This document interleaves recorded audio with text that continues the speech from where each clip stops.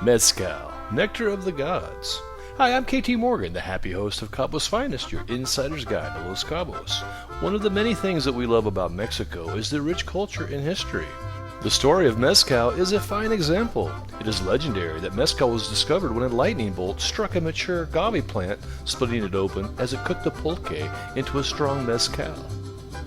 This gift from the desert gods is a wildly popular intoxicant. Let's take a moment to discover more.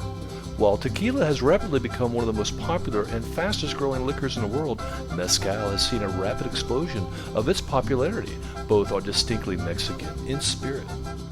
While tequila is limited to Jalisco and 4 other surrounding states and must be produced from the blue agave, Mezcal is produced throughout Mexico using 30 varieties of agave. Many of the producers collect the agave in the wild versus cultivated and farmed, making Mezcal an artisanal profession. The piña is the heart of the plant and takes 7 to 15 years to mature. The magical state of Oaxaca is the most common area where they use espadín agave.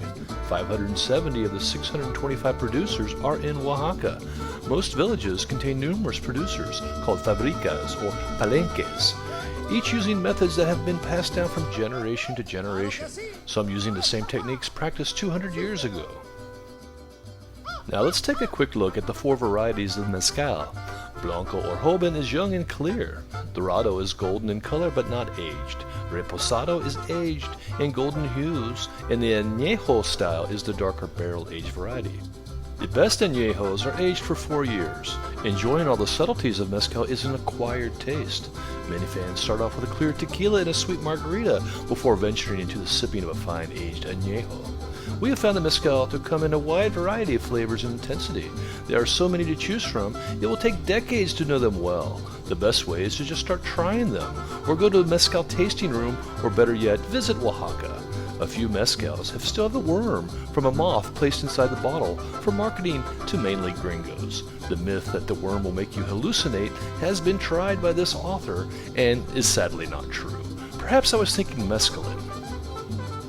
In any event, the traditional way to enjoy Mezcal is straight up, with a side of orange slices or lime sprinkled with a mixture of ground fried larvae, ground chili peppers, and salt called sal de gusano. In many areas, a side of chapulines is to accompany. These are fried grasshoppers and are perfectly paired with the smoky aroma of the Mezcal. For those of you with a light-hearted approach, here's a delicious recipe for Oaxacan Mezcal cocktail. Trust me, you will absolutely love this great cocktail and win huge points with your drinking buddies. Take fresh basil leaves, orange and lime wedges into a cocktail shaker and muddle them well. Add ice, 2 parts mezcal, 1 part fresh squeezed lime juice, and 1 part agave nectar. Shake it until the ice forms on the shaker about 30 seconds. Salt the rim of a cocktail glass with sal de gusano.